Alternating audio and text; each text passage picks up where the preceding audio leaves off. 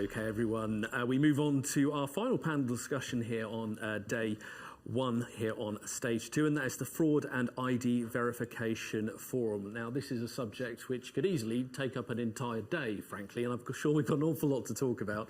So I'll just introduce the panel first of all. We have Clare Messenger on the far side, Global Commercial Head of Mobile Intelligence Solutions at JT Group Limited. Next along, we have Ori Kissos, Director of Global Regulatory Compliance and MLRO at Tipalti. And we have Spencer Lake, next along, Partner at Element Ventures. And closest to me, we have Stephen Roche, President and Co-Founder at Saphyre. So a warm welcome to our panel.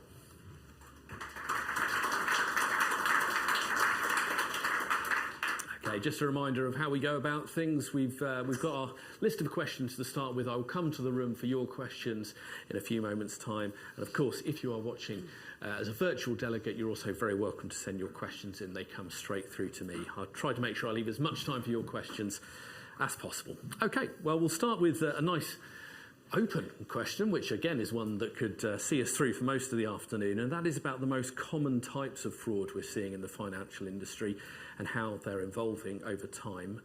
Claire, I'll come to you with that first. For you, most common types, and how have they been evolving?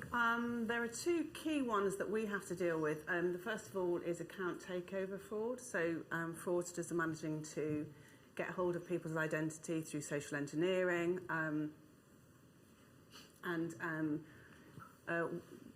and the other one is authorised push payment fraud, which is a significant problem, which is about 40% of digital fraud in the UK. So authorised push payment fraud is when a consumer is coerced into making a transaction by someone who they think they can trust. So, for instance, they might get a phone call from somebody who they think is a banking representative who says that their account is they've seen fraudulent activity against their account and they're going to have to put a block on it, and the person's going to have to transfer money from one account to another, and before they know it, they've lost the funds. Another type of authorised push payment fraud is, for instance, they have details of your credit card, the number, the digits on the back of your card. They want to make transactions with your card, but the only thing they don't have is the SMS one-time password. So they phone you up, they say they've seen fraudulent activity on your account, and they get you to read the SMS one-time password so that they can make the transaction. So it's a massive problem. People are being coerced, when they're sort of least expecting it. They're losing quite a lot of money because of it. There's also some really sort of like long-term coercion. So, for instance, investment fraud. People are losing a lot of money through being lured into sort of, great opportunities where they can put their money, put their pensions. So that's a massive problem for us. Ori? All right, so Tipalti is a B2B company, so therefore, like the main fraud use case that we're dealing with is account takeover. Due to our business model, we're both onboarding the payer and the payee. In many cases, we see that somehow the fraudster managed to get the payee account details. They compromise it by a phishing email or other ways, and they just make small changes of the bank account, and then the money is being diverted to a different account. The payer doesn't notice that, and this is the main use case that we need to deal with those days. And we see it becoming more and more common. And even though that we're trying to put like different fraud mitigation tools in place, they outsmart us in many cases, and it's something that we find very challenging to deal with. That's another evolving one. Spencer? Yeah, well, I think a lot of fraud has been talked about already. I guess when we think about it, I mean, we're an investor in technology, so we don't have fraud per se within the account. But I guess on the retail side, it would be synthetic fraud, where you're coupling together different pieces of information with someone who actually is real, and using that as the access point.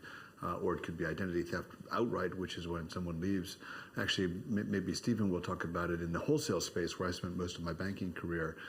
You have big institutions like an HSBC who would have a big institution like a BlackRock as a counterparty, and you would probably have 100 access points within your own institution between those two institutions, and everybody's got access codes that they use. Losing that is quite dangerous because then you're really talking about wholesale to wholesale, which is probably not the topic of what we're here today, but that becomes quite a big issue and is much harder to stop in many respects than even the retail fraud that I think you're referring to. Stephen.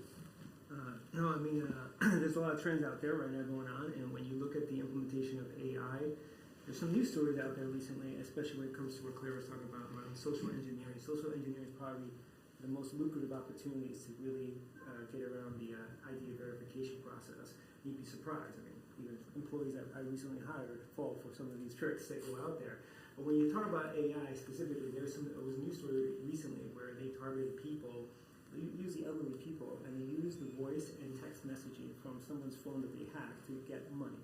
Right now, you just imagine that happening on the normal ransom fraud thing that would happen. You used to get that email from somebody in Asia or Africa, send them money. But this is now happening where your daughter might be calling you saying that they need the money right away because they get kidnapped. Right, so you fall for that social engineering that happens, and even the voice sounds like this person.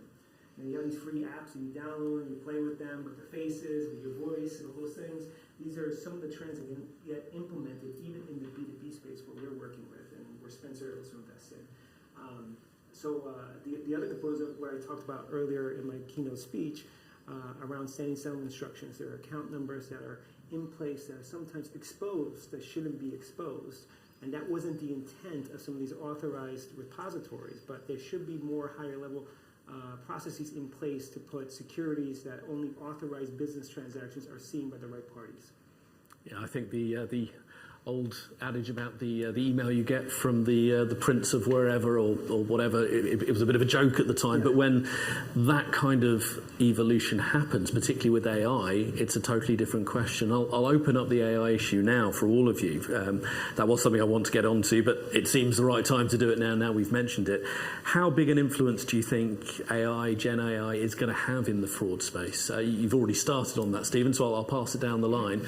Where do we think that's going to sit in terms of being a big player going forward? And I open up to all three of you.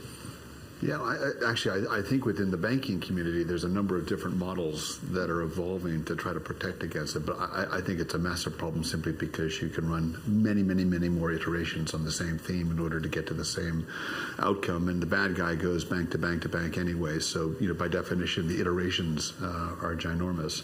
I think that the banks that open up their architecture to a ChatGPT-esque type of device, and you see a few of them in the press saying that I'm going to let everybody in the bank actually use it, is super dangerous because PII, your personal information, all kinds of really, really sensitive data is then getting moved into this cloud environment that no one really knows what the outcome is going to be.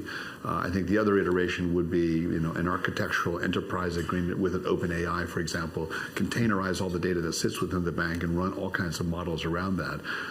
That to me seems a lot safer. But I think that Gen AI is going to be super, super positive in a lot of respects, but dangerous from a leakage, from an open architecture, from a porous circumference perspective for the big financial institutions. And I think we'll probably talk about it a little bit later in terms of the regulatory impact of that and what people need to do about it. I have not much to add, to be honest, but I just want to say that Gen AI is really dangerous in a sense that it's really helping the fraudsters to manage and to steal much more money from our customers and from victims. But I do think that we need to utilize it in order to mitigate fraud as well and to make sure how we always couple of steps ahead of the fraudsters. And there are a lot of initiatives in the market, tech companies that come with different solutions that help us to know what are the expected patterns and new patterns of fraudsters. And we can see the big impact that we have as a compliance function that we can help our customer not to be the next victim of fraud. Yeah, I think it's going to be significant, but I think that, when you're looking at this, that there's sort of not one size fits all. So you've got to bring in lots of other solutions. There's sort of different stages in the customer's digital journey, and different solutions need to be used for different use cases. And I think that there's always going to be need for rich data intelligence to back up the new innovations that are coming through. And I think that definitely around the risk scenario, consumers need to be really, really comfortable with this new world that we're moving into, and they want to feel absolutely confident that it's completely robust and that that their credentials and their personal identities are not going to be compromised in any way. Moving on to the role that fintech companies play in fraud prevention, how much onus do you feel there all is on the fintech companies, the fintech community, to lead the fight against it? Is it the responsibility of the consumer or the business, or should a lot more fall onto the fintech companies? Stephen, I'll start with you on that. Well, for us at Saphyre, I mean, working with the largest financial institutions in the world, they expect perfection, right? So this is the standard we have, and this is the standard we expect out of you, even though their standards are lower today, or what they used as solutions that they think are sufficient. So it is a responsibility, if you want to be successful, to sell into them to make sure that your products are going to meet these new thresholds and guidelines so they can get widely adopted. When we're working with some of these institutions, and we talked about earlier this repository of SSIs being exposed, we can make suggestions and recommendations on partnering with them, and part of that is making your solution an interoperable one. Because if you can be interoperable with some existing components, it makes a transition to not only trusting you in the new guidelines, but advancing your position as a fintech firm. I'll open that up to the panel. Same question about where the onus should lie. Yeah, I would say something somewhat controversial about that, because I think that fintech, and we are an investor in fintech, so it's not a self-serving statement at all, is that actually there's some amazing technology out there that really has no connectivity with the downside risk of what happens to the customer that they're selling their software to. And so the burden sharing is completely in the hand of the insurance company, or the asset manager, the bank, the one that's buying the technology to support the consumer. You're starting to see now a shift, and I think it's going to be regulatory driven at the end of the day, where you can actually do some burden sharing, so that if Saphyre, I shouldn't use Saphyre because you're not in the fraud space, but if there is a technology that's working with a bank to reduce fraud, and that fraud is not reduced, then that fintech should share some of the downside risk of what happens. There are a plethora of solutions out there today that have none of that, and it's, as I mentioned before, the circumference of these institutions has become super porous, and the regulator is worried about that. You might have 5,000 vendors that come in with no burden sharing that's going on, and then they get paid, and then the bank is the one that suffers all the downside. So I think you're going to see that evolution. I think it may take some time, but I think fintechs should adopt more of that risk than they currently do. I would say, just to add to that, on the institutional side, part of their compliance process, I know you've gone through this, is to make sure we have those insurance in place to share the burden. So the onus, at least for, and it may not be for every bank and every firm, but some of the large ones that we've personally worked with, they have that as a threshold standard in order to work with them. I think it is primarily their responsibility. I mean, one of the frauds that we mentioned earlier was authorised push payment fraud. And it's moving now to a regulation where the banks are having to refund the consumer if they've been defrauded in that particular way. So they've got the financial loss, they've got the reputational loss, and then there's a stat that says that 70% of consumers that have been attacked in this way then move their account from one bank to another. So then they've got the sort of cost of recruiting a new customer. So I think the responsibility very much is in their interest to step up. I think that the way that the consumer is sort of moving around the digital world, and the fraudsters circumnavigating the solutions, the fintechs have got to step up and make sure that they're constantly ahead of the fraudsters, which I think is what you mentioned earlier. Yeah, and I also think in order to effectively mitigate fraud, it has to be like a joint effort. You can't just put the entire burden on fintech companies, because at the end of the day, our ability is quite limited. Even from regulatory perspective, we need to know our customers. I have zero control about what is going on out of my ecosystem. So yes, I can do some checks and some screening, but at the end of the day, if I send the money to a fraudster and the fraudster managed to take the money out of its own bank account, there's nothing I can do about it. And this is why I think there are different players that need to be part of this game. Is train the customers at the end of the day, because I have zero control to know to whom exactly the customer going to send the money to. Of course, fintech, since also we are leading in tech, it's a great industry that can lead in implementing a new fraud mitigation system and AI system in place. But also the banks have a lot of responsibility, I think, because at the end of the day we piggyback their infrastructure, and this is why we need also support in that. If they let fraudsters open bank accounts, it's going to be a problem. And of course, regulators and authorities need also to step in, and you can see it, and you notice that like the FCA, the PSR, sorry, already like in the game. The new reimbursement rule that they introduced recently, today or yesterday, the FCA introduced a summary of the review of like fintech firms and the lack of fraud controls in place. And I really think this is going to be the focus of the FCA and the authorities in the upcoming years. Like they spend, and good that we did that. We spent a lot of years in like implementing strong AML controls in place and transaction monitoring, terrorist financing, and now I think the focus is shifting a bit into fraud and to make sure that our financial environment is going to be a safer place. I mean, one of the realities on that point, it's a good point, is actually if you look at the banks today, and I think because they are the vortex of this more than the asset management and the insurance community, because they have such a role to play in your wealth and your identity, and we can come to that. But if you look at KYC in and of itself, if you look at AML in and of itself, if you look at identity management, they are three separate functions that sit within the bank. They have to have all those guardrails put in place, but they're not connected. So if you're a fraudster just looking at the simple kind of identity and KYC and AML transaction monitoring piece, there's so much room to navigate. And then the bank goes out and hires lots of financial technology platforms to solve the problem, but that's just compounding it because the navigational path is more complicated, but Gen AI is going to be able to navigate that. So I think the banks themselves actually they should bundle all that stuff together so that it's all within one group, and therefore your identity, the lineage of what you're doing, the data that you create when you go into a bank, all should be connected. That currently is not the case. So the regulator has a bigger role, I think, to play here in order to enforce that, to help stop the bad guy getting in. I think you're right, it should be, but the banks are such big beasts that they operate, the different divisions Very operate siloed. very independently from each other. And trying to change that whole structure of how the organisation works is massive, significant change. Well, they've never really come up with a shared services proposition for all this stuff that could be put across the industry. So, yeah, that would be rather helpful. Regulation is something that's been mentioned numerous times on this stage already. So let's pull on that thread a little bit. What role do we feel regulation plays in this? Is that going to be the driver of change and people working together, or is it not keeping up? Where do we feel the regulation situation is at the moment and the role it's got to play going forward?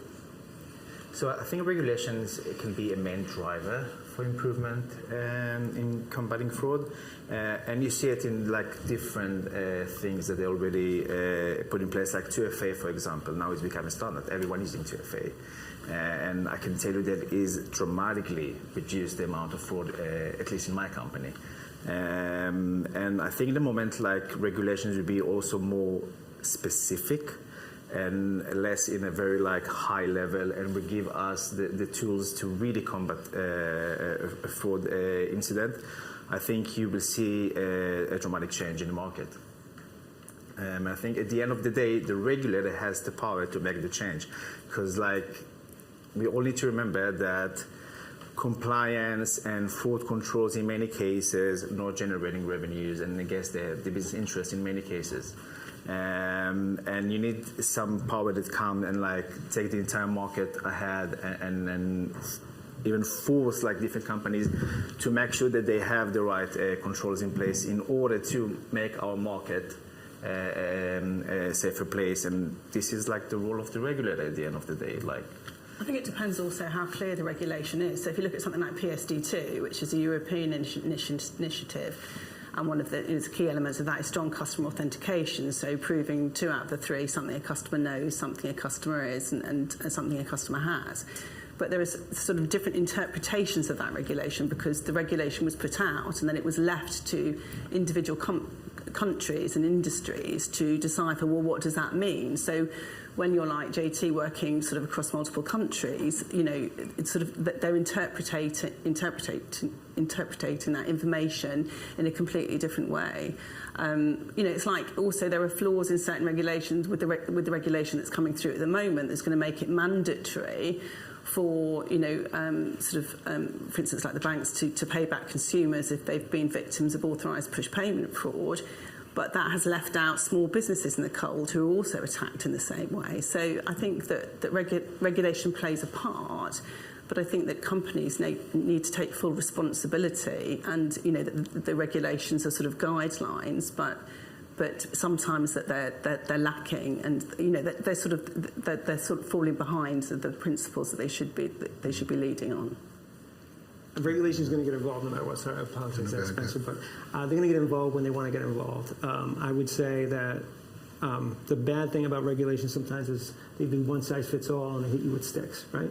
We want carrots to make things work. They usually turn out to be better motivators to get things working. So the clients that we've been working with at Saphyre provide a information security review process for any new tech vendor that comes into place. And part of that is evaluating that you're insured against these things that happen with fraudsters and that you're willing to take the liability, part of that shared responsibility we talked about earlier, Spencer. And then the other component is what levels of security do you have in place for your technology to really be serviced in this space. And so the bar has been set with some of those institutional firms, but maybe in other spaces they haven't been. The regulators will help with that, but sometimes they'll leave the regulation in place even though it's outdated. That's the only thing I worry about, because sometimes we're moved beyond those original concerns. I think the regulator has a super big challenge at the moment because technology has been moving much quicker than their actions. They tend to be very backward looking, and something happens, and then it takes 3 or 4 years to put in place the structure and the rigor around monitoring to make sure that it doesn't happen again. With things like Gen AI, that is no longer acceptable because the technology is moving so quickly. And I think the big banks, if you were to call sort of the chief risk officer of the 10 biggest banks in the world, who I've happened to speak with a bunch of them over the last 6 months, resiliency is the number one issue that they have. So I think the ball is now going to move forward at a more aggressive rate, I think, simply because resiliency is a big issue. If you're a big bank with somewhere between 5,000 and 10,000 financial technology vendors around the hoop who are trying to solve for fraud, would be, we're probably a big majority of them are, but you have other dynamics like, Ion, was hacked this summer, and Ion is the number one vendor to the big wholesale markets providers globally. It almost threw the industry into a complete tailspin for 48. That is not resilient. So I do think that the regulators are going to have to pick it up here, and I think they're going to have to work in more unison, because this concept of what's it called? I'm forgetting the word, but regulators moving at different paces for different agendas that are politically and whatnot will have to change, I think. I definitely want to get into the role of the customer and the customer experience in a moment, but I'm also aware we have plenty of questions probably in the room, which I'd like to get to, so I will come back to that. Do we have any immediate questions? Can we get the microphone coming round? We have a hand over there immediately. Thank you. Thank you. Just a couple of questions. So I think the first one's around one of the points that Stefan made. I guess as fintechs, we're probably ahead of the curve. We're building technologies which can solve a lot of problems. But I personally feel that a lot of financial institutions are still relying heavily on manual interventions in terms of identity fraud, KYC, AML regulations. And I think there was some paper from Finergo that a large part of KYC, AML is still manual. How do you? I think just a question to the panel as to what is their experience in terms of seeing financial institutions, banks, wealth and asset managers adopting technology that the fintechs are building. And because I feel that the default response to any sort of regulatory hurdles is put more people at it and let's solve the get through the fraud reviews and stuff. So that's the first question, is the manual versus automated. And the second question is I think more around the point that Spencer made, I think, around the fact that you have customer identity, but what is a customer? So you could be a person who is an individual investor or individual bank account owner, but at the same time, that person may be a director on 10 other companies. So I don't know how many solutions there are that allow you to see that holistic risk profile of a customer across institutions and as an individual, their footprint and how that bears or impacts the risk and fraud profile of that particular person. Well, that's two quite different questions, so we'll split it up a little bit to give us a chance of answering them. So the first one, it was about sort of the manual versus automated approach. Thoughts on that, everyone? What's the balance there? That's where Saphyre was incepted, because we were dealing with a lot of manual processes that exist in finance, and that was just on the client onboarding and pre-trade. So yes, you're talking about MS-DOS prompt, Windows 95, spreadsheets and faxes is what we were dealing with. So that definitely still occurs in many other capacities. It even occurs when it comes to logging in. So at minimum, you should have a threshold. This may sort of answer your second question, raising the authentication process, right? Single sign-on, multi-factor authentication that Ori was talking about. IP whitelisting is another level, right? If you're using a VPN and you're working remotely, we need to know it's Spencer working from his house today, allowing him. But even if you have the username and password, you cannot get in. That's a minimum barrier that should be out there in a lot of these solutions. Now, we take it another step further, right? So it's some of the processes that we work with. We have, maker-checker process where people are authorizing and double checking to see who's allowed to use and see these very sensitive information. We have an entitlement list of who's allowed to be on those systems. And the last piece is really establishing trading relationships. Now I'm talking on the B2B side, but you shouldn't be having this access to, let's say, those SSIs, seeing the whole treasure trove of SSIs or standing settlement instructions, these basically your routing and checking account numbers, because that's where the fraud can come in. Someone can grab those checking account numbers and do something with it. But with the 6-step process we just described, that's a level beyond what exists today that I needed to do as a business to justify doing business with some of the largest financial institutions in the world. We're able to build a digital signature on those individuals, know who exactly is at any given point, and revoke access at a moment's notice within seconds. So that is really the transition. This is where I'm saying that regulators can come in, but the innovators, if you're in FinTech, you need to be responsible of your tech to make sure you're meeting those thresholds. I would say that the reality is that there's a huge range of manual versus digital as it comes to this. And it's going to be, I think, incumbent on the bank and their own unit economics as to kind of how that works, because people are never going to solve the problem and they can't identify the risks that are endemic within the globe. The bad guy, good guy dynamic globally is at around 50-50, and I think the bad guys would aspire to be 60-40 bad guys, good guys, if you will. So I think it just gets worse from here. So I think if you're manual, you probably have a really, really big problem on your hands at a certain point in time. And company, I think you mentioned Finergo, Saphyre, all these companies are trying to digitize that effort. On your second question, what I would say is that there are some amazing platforms out there that are very next generation, that have what we term as a brain, where they collect anonymized data across lots of different payment platforms and banking rails and whatnot, that can identify the bad guy. They can share that information with the authorities. They can track that bad guy and keep him from going down this row of chairs, because the bad guy, as I mentioned before, goes bank to bank to bank to bank. Once you can identify the protocol, the DNA, if you will, the digital footprint of that bad guy, you can stop them. And so I think there's wonderful technologies out there to use. They're all point solutions, but they do work. And I want to chime in, and this is why you need to move from manual processes to an automated ones. At the end of the day, all fintech firms want to grow and scale and become global businesses, and it's going to be, and it is inevitable. And you have to become more automated and utilize more technology solutions that you have in the market, because it also helps you to bring better results to the business and to your customers.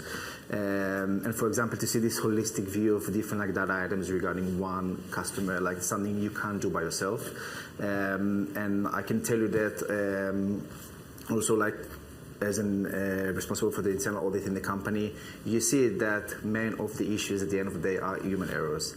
And in order to fight them effectively, we need to move to automated processes, but that are managed by people, not fully automated, and to build them in a very smart way that the system will know when to escalate the right cases to you for someone to review it. Also, it depends on the organisation and how sort of, how much they've got legacy systems where they're having to sort of bring in new innovations on top of one another and trying to sort of make a sort of a really complex plumbing situation work in the background. I think so. The more sort of new the company is, in fact, the easier they've got in terms of implementing the right strategies to meet the modern world. Yeah, I think that's probably all I've got to say on that, I think. covered a lot of ground there. Any further questions from the room, or we just have one on the end there? That's nice and easy for you, Tracy. Hi, good afternoon. Ted Sidgwick from Open Banking Limited. My stock and trade for the last 3 years working with Open Banking and Pay UK has been about the implementation and confirmation of payee, where regulation is really driving home in the UK the implementation right now, implementation of COP for 400 payment service providers in the UK, which includes the beautiful isles of the likes of Jersey, Guernsey and the Isle of Man, having spent some time on the ground recently in the fine Crown dependencies. But my question is that even with the PSR providing SD17, which is the regulatory directive to put that confirmation of payee in, the regulator can only do so much. Financial institutions can only do so much. And by the time quite often that the bank systems are getting engaged into a payment transaction, the fraud has already commenced. So my question to the panel is, how much should big tech and social media also step up and play their role in the prevention of fraud activities, even beginning before they even get into a day in the life of what somebody might do as a consumer or customer of a bank? Because a bank can only do so much as preventative, but it begins further up the life cycle of where that transaction begins. And my question again, to what extent should social media and big tech get involved in the prevention of fraud? Thank you.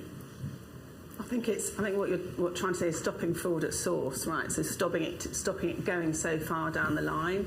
So I agree. I think that the more that these organisations step up and share data, and that we can have a sort of a data consortium where we can pull in information that is going to assist with that sort of process.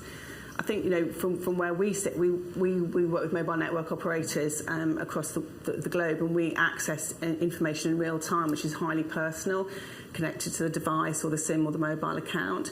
So if there has been any change to the device or the SIM and it's been compromised in some way, we can immediately alert the bank, for instance, to say that that it looks like maybe the account has been compromised in some way and you need to carry out further checks.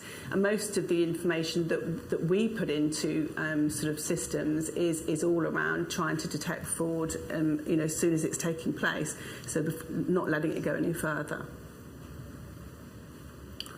I think it's a really good point because actually, if you look at the way this regulation has unfolded over the last decade, it did start with the banks because they were the ones where most of the bad activity was taking place and where there was lots of money and lots of payment rails coming in and out.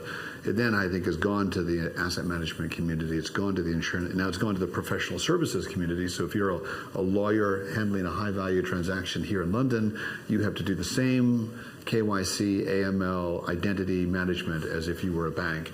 It has not gone to social media. It has not gone into some of the big marketplaces with the vigor that it should, where at source, that is where the bad guy gets multiple identities.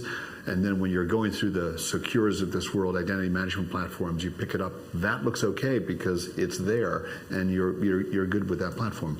That's a huge mistake. And I think the regulators have not really thought about that so much. And at the same time, you have some of the big tech firms who are providing identity management services, to protect your credentials within your iPhone or whatever, to perpetuate it. Because actually, not only are you a bad actor, you now have credentials that are sitting within a device that becomes then the conduit for you to get in somewhere else through other shared schemes. And so I think identity at source is a massive issue. For sure. I would add that I think social media, some of them are picking it up. So I don't know about you guys, but I'm very active on LinkedIn. So if you guys follow me, you'll see I'm very active on there. But one of the things that LinkedIn specifically, they're in the B2B space obviously, has stepped up and asked some of their top influencers or content creators to put an identification process on their profile. So literally, I need to put my passport on there, and they will authenticate my identity on the platform as real Stephen Roche on this platform, right? Because I do that, the incentive they're given is that, my post will be more organic, I'll get more viral views, et cetera. So they're incentivizing people to be able to give proper authentication that they're truly a unique individual on here and presenting themselves as such on their platform. Now that's on LinkedIn. I'm heavily involved with it. I am not so much on the other platforms, which I'm sure are nowhere in that level, but that's a step in the right direction I think you were looking for in your answer. Okay. Well, we are up to time as there's further content about to start on stage one. So I'd like to say a huge thank you to our panel who've been so generous with their time and insight. So thank you to Clare Messenger, Ori Kissos, Spencer Lake and Stephen Roche. One round of applause for our panel.